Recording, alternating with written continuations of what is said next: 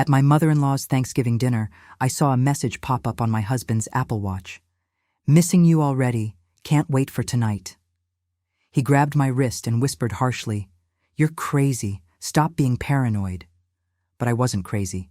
And from that moment, I started saving every single piece of evidence until he couldn't deny anything anymore. If you've ever felt like something was off in your relationship, stay until the end of this story, because what I discovered changed everything. And if you want more real stories like this, subscribe to the channel and hit the bell, because we don't hold back here. My name is Jennifer. I'm 39 years old, and I live in Portland, Oregon. I've been married to Michael for 14 years.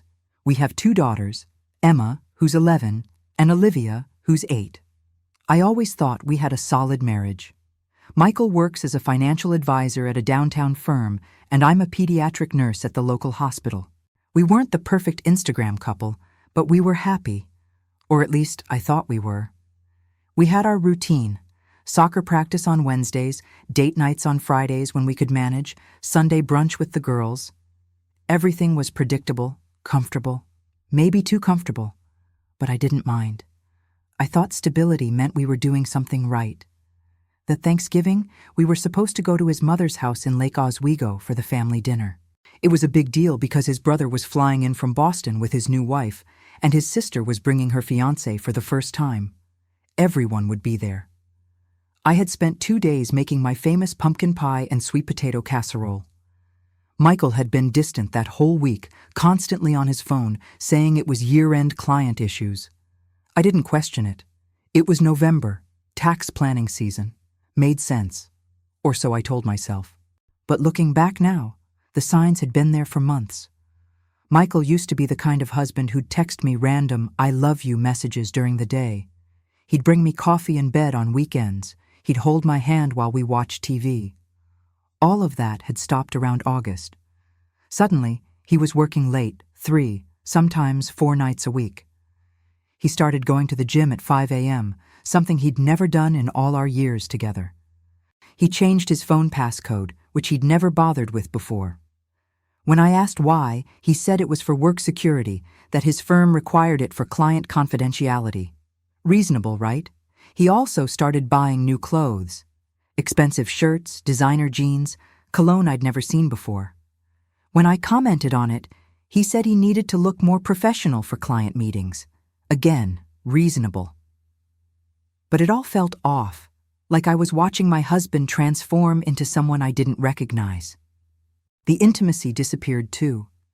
We went from making love twice a week to maybe once a month, and even then, he seemed distant, like his mind was somewhere else. One night in October, I initiated, and he actually turned me down, said he was too stressed about work. The next morning, I found him in the shower, and I swear I heard him humming. Happy. More alive than he'd been with me in months. That's when the real doubt crept in. But what was I supposed to do? Accuse him based on humming? I'd sound insane. So I pushed it down, told myself I was being paranoid, that marriage goes through phases. Everyone says that, right? The spark fades, life gets routine. I was just being dramatic, except I wasn't. Thanksgiving Day arrived. We loaded the girls and the dishes into the car and drove to his mother's house. It's this beautiful craftsman home with a huge dining room, perfect for family gatherings. Michael's whole family was already there when we arrived. His mom, Patricia, hugged me tight. She's always been wonderful to me, treated me like her own daughter. Michael's brother, Ryan, introduced us to his wife, Melissa. His sister, Caroline, was showing off her engagement ring. Everything seemed normal, festive. Michael disappeared into the living room with the guys to watch football. I went to the kitchen with the women to help with final preparations. That's when I noticed Caroline looking at me strangely. Not quite pity, but something close to it. "How are you doing, Jen?" she asked, with this weighted tone. "I'm good. Why?" I responded, confused. She paused, then said, "No reason. You just seem tired." But her eyes said something else. Did she know something? We all sat down for dinner around 3 o'clock. The table looked like something from a magazine, complete with fall decorations and Patricia's fine china. Michael sat next to me, but he might as well have been in another state. He kept checking his Apple Watch. Every few minutes, a quick glance. I noticed because he'd just gotten that watch last month, said it was for fitness tracking. But he wasn't checking his heart rate. He was reading messages. I could see his expression change with each glance. A small smile, a quick frown, concentration. Who was he texting during Thanksgiving dinner? Then it happened. His watch buzzed, and the message preview lit up. I wasn't even trying to look. I was reaching for the salt, and the watch was right there. The message read, "Missing you already, can't wait for tonight." No name, just a heart emoji. My stomach dropped. Time seemed to slow down. I must have made a sound, or maybe I stopped breathing, because Michael immediately noticed. He saw me staring at his watch. His reaction was instant and aggressive. He grabbed my wrist under the table, hard enough to hurt, and leaned in close. "You're crazy," he whispered harshly in my ear. "Stop being paranoid." Then louder, for the table to hear. "Honey, are you okay? You look pale." Everyone was suddenly looking at me. I felt my face burning. My heart was racing. I wanted to scream, to show everyone what I'd just seen. But the message was already gone from the screen, and without proof, I'd look exactly like what he just called me, crazy. So I forced a smile and said, "Sorry, just a headache. I'm fine." Michael patted my hand, the picture of a concerned husband. But his grip on my wrist stayed tight for just a second too long. A warning. The rest of dinner was torture. I couldn't eat. I just pushed food around my plate while everyone chatted about Caroline's wedding plans and Ryan's new job. Michael was charming, laughing at his dad's jokes, complimenting his mom's turkey. Like nothing had happened. Like he wasn't texting another woman during family dinner. When dessert came around, Michael excused himself to use the bathroom. He took his phone, of course. He was gone for almost 15 minutes. I watched the clock. When he came back, he looked relieved, relaxed. He'd responded to her, whoever she was, told her he'd see her tonight. But tonight was Thanksgiving. We were supposed to go home, put the girls to bed, maybe watch a movie together. What was he planning? After dinner, while the women cleaned up and the men watched more football, I pulled Caroline aside. "Do you know something?" I asked her directly. She looked uncomfortable, guilty even. "Jen, I don't want to start anything." "Tell me," I insisted. She took a deep breath. "A few weeks ago, I saw Michael at a coffee shop downtown. He was with a woman. They were sitting really close, laughing. When he saw me, he looked panicked. He came over and said she was a client. But Jen..." The way he looked at her. It didn't seem like business. My worst fears were being confirmed. "Why didn't you tell me?" She looked miserable. "I didn't know if I should. Maybe it really was just a client. I didn't want to ruin your marriage over nothing." But it wasn't nothing. The drive home was silent. Michael drove, checking his phone at every red light. The girls chatted in the back seat about pie and their cousins. Normal, innocent. They had no idea their father was destroying our family. When we got home, Michael immediately said he had to go back to the office. "On Thanksgiving?" I asked, not even trying to hide my disbelief. "Year-end stuff, babe. It's crazy right now. I'll be back by 10. He kissed my forehead and was gone before I could respond. I stood in our kitchen, shaking with rage and pain. He wasn't even trying to be convincing anymore. I put the girls to bed, read them a story, tucked them in. And then I did something I'd never done before. I opened his laptop. He'd left it at home in his rush to leave. His laptop didn't have the same security as his phone. The password was still the one we'd set up together years ago. Our anniversary. I got in immediately. I went straight to his iCloud messages. They synced from his phone. And there it was. Everything. Hundreds of messages with a contact saved as Greg Jim. But Greg from the gym doesn't send heart emojis and messages like, "Last night was incredible, and I can't stop thinking about you."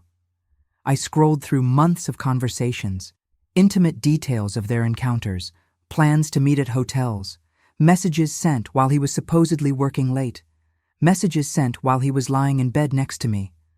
I found out her real name, Ashley. She worked at his firm, in the accounting department. She was 28, single, no kids, everything I wasn't anymore. They'd been seeing each other since August. 4 months, 120-some days of lies. There were messages where she asked when he was going to leave me. His response, "Soon, I promise. I just need to figure out the right way to tell her. The girls complicate things." He was planning to leave us, and I had no idea. I sat there reading until midnight. He came home around 11, smelling like perfume that wasn't mine, and went straight to shower. I pretended to be asleep. I couldn't face him yet. Not without a plan, because in that moment, I made a decision. I wasn't going to confront him emotionally. I wasn't going to give him the chance to manipulate me, to gaslight me, to make me feel crazy again. I was going to be strategic. I was going to gather evidence, document everything.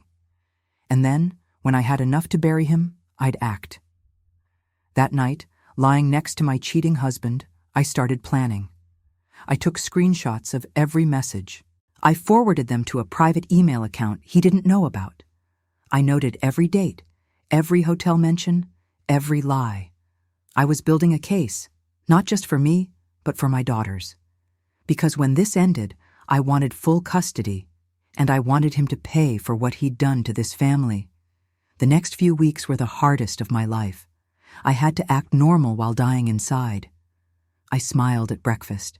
I asked about his day. I even slept next to him, all while knowing exactly where he'd been, what he'd done, who he'd been with. I tracked his patterns. Every Tuesday and Thursday he worked late. According to the messages, those were his nights with Ashley. They had a regular room at the Heathman Hotel downtown, always room 412. He paid cash so it wouldn't show on our credit card, but he'd mentioned it in messages. I verified it all. I even drove by the hotel one Thursday, saw his car in the parking garage, saw him walking in at 6:30, saw him leave at 10, 3.5 hours, while I was at home helping Emma with her math homework and giving Olivia a bath. I also discovered their Thanksgiving plan through the messages. After he left our house that night, he'd gone to her apartment, spent 3 hours there while I cried in our bedroom. She'd sent him a message the next day, "Best Thanksgiving ever, even if we only got a few hours." His response, "Next year we'll have the whole day, I promise." He was already planning our next Thanksgiving without us. That's what broke me, not just the affair, but the future he was building without his daughters, without caring what it would do to them. I screenshot that exchange too, added it to my growing collection. I consulted a lawyer, quietly, without telling anyone. She told me that in Oregon, we're a no-fault divorce state, so the affair wouldn't matter legally for the divorce itself, but it could matter for custody and spousal support, especially with documentation of his deception and his plan to abandon the family. She advised me to gather as much evidence as possible before confronting him. So that's what I did. I became a detective in my own marriage. I checked phone records, credit card statements, his location history on Google Maps. I created a timeline of every lie, every late night, every client dinner that was really a date with Ashley. It was methodical, cold, but it kept me from falling apart.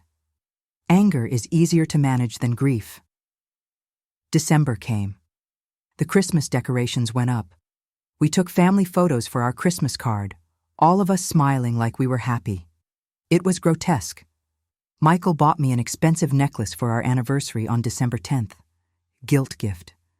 I smiled and thanked him while wanting to throw it in his face, but I didn't. I wore it to dinner at the restaurant he'd picked. The same restaurant he'd taken Ashley to 3 times, according to the credit card records I'd finally gotten access to. I ordered the same thing she'd ordered, Dover sole. I watched his face when I said it.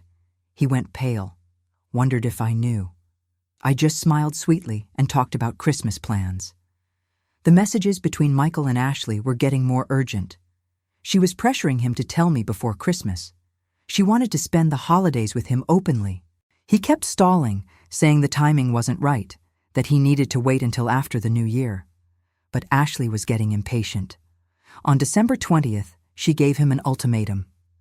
Tell her by Christmas, or I'm done. I'm not spending another holiday hiding. I watched this unfold in real time through his synced messages. And that's when I knew. Christmas. That would be my moment. We were hosting Christmas dinner this year. Michael's whole family would be at our house.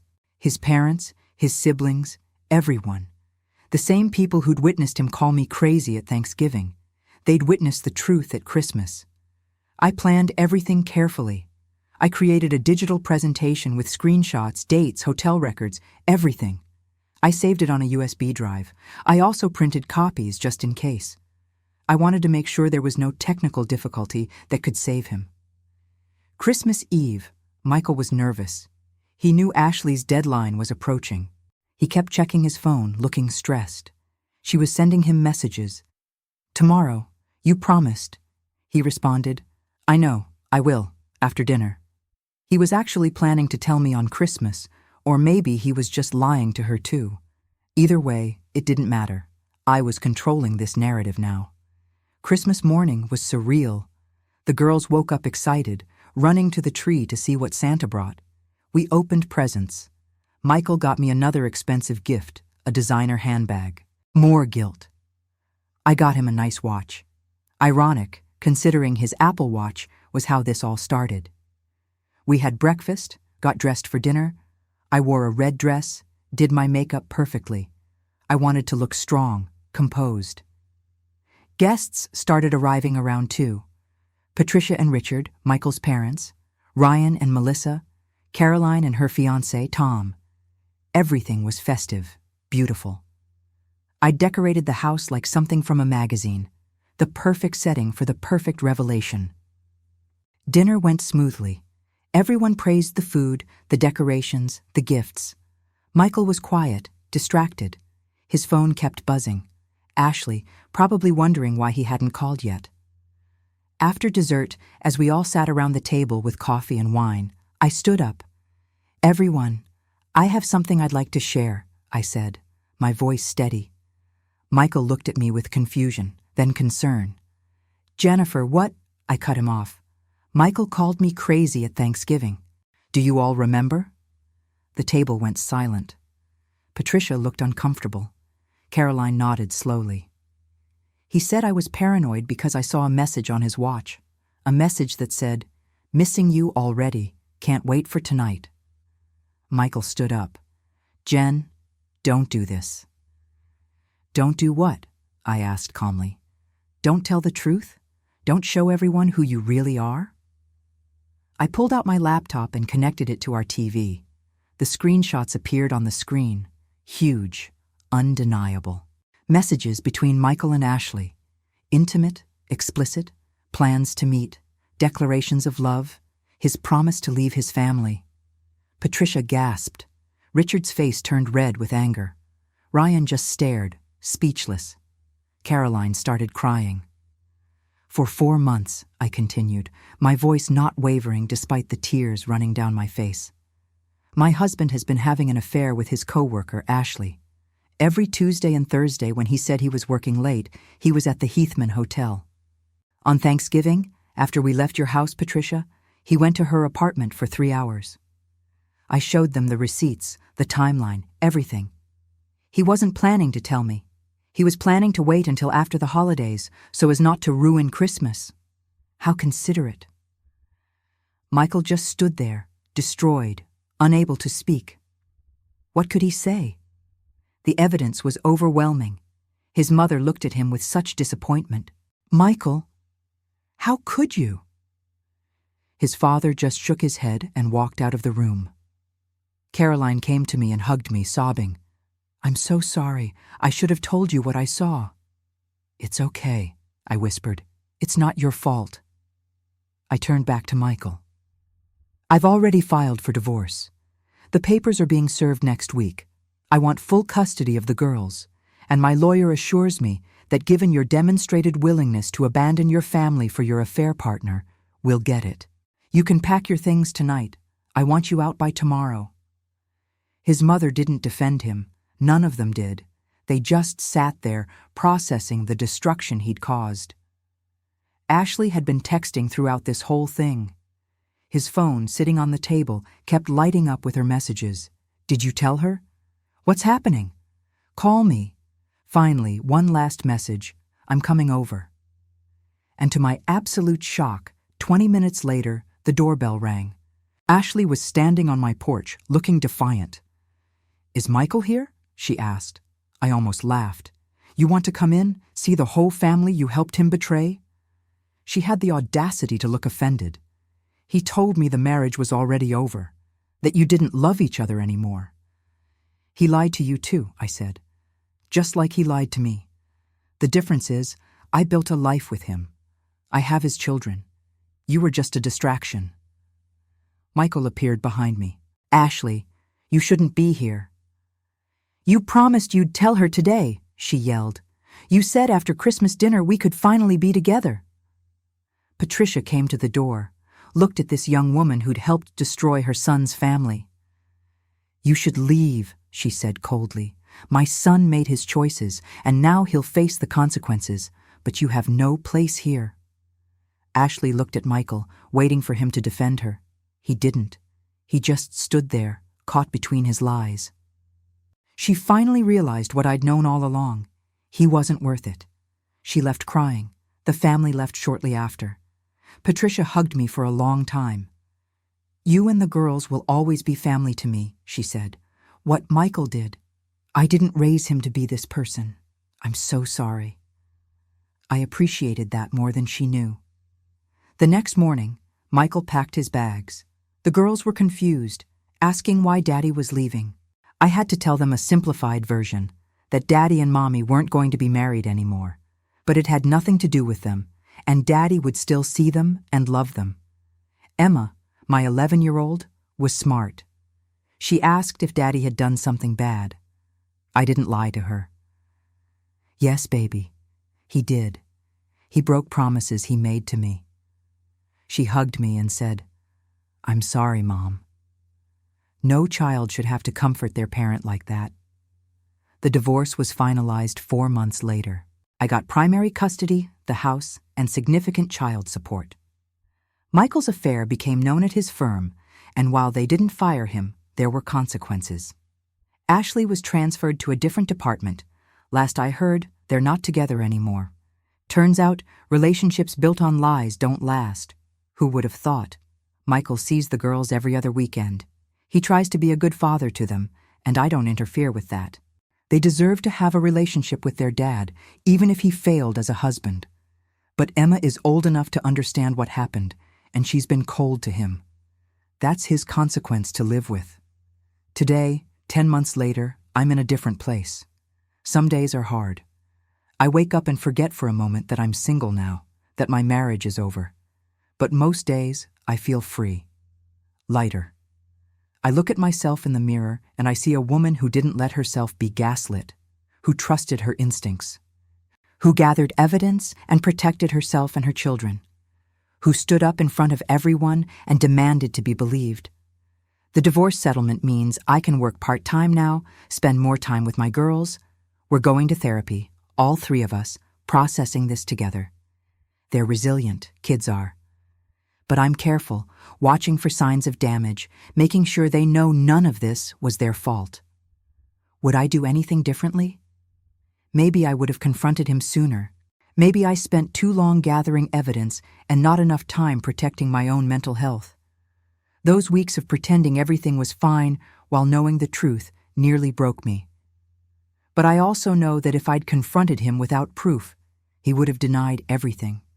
He would have made me feel crazy, just like he did at Thanksgiving. The evidence was my power. It was the truth that couldn't be argued with.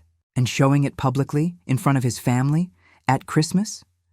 Some people think that was cruel, that I should have handled it privately. But he publicly humiliated me first.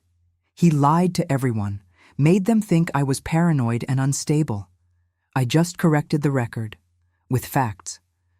What I learned through this nightmare is that you should always trust your gut. If something feels wrong, it probably is. Don't let anyone make you doubt your own reality. That's what gaslighting is, making you question what you know to be true. Michael was an expert at it. But evidence doesn't lie, and the truth, no matter how painful, is always better than living in a beautiful lie. I also learned that I'm stronger than I thought. I survived betrayal, public humiliation, divorce, and single parenthood. And I'm not just surviving anymore. I'm actually starting to live again. I even went on a date last month. Nothing serious, just coffee. But it felt good to remember that I'm still a person outside of being someone's wife or someone's mother. I'm Jennifer, and I'm going to be okay. So here's my question for you. If you were in my place, would you have confronted immediately when you saw that message? Or would you have gathered evidence like I did? Do you think I was right to expose him in front of his family? Or should I have kept it private? Leave me your thoughts in the comments. And if this story resonated with you, if it made you feel something, leave a like. Subscribe to the channel if you want more real stories like this one. Because here, we tell the truths that many people prefer to hide. See you in the next video. And remember, you're never crazy for trusting your instincts.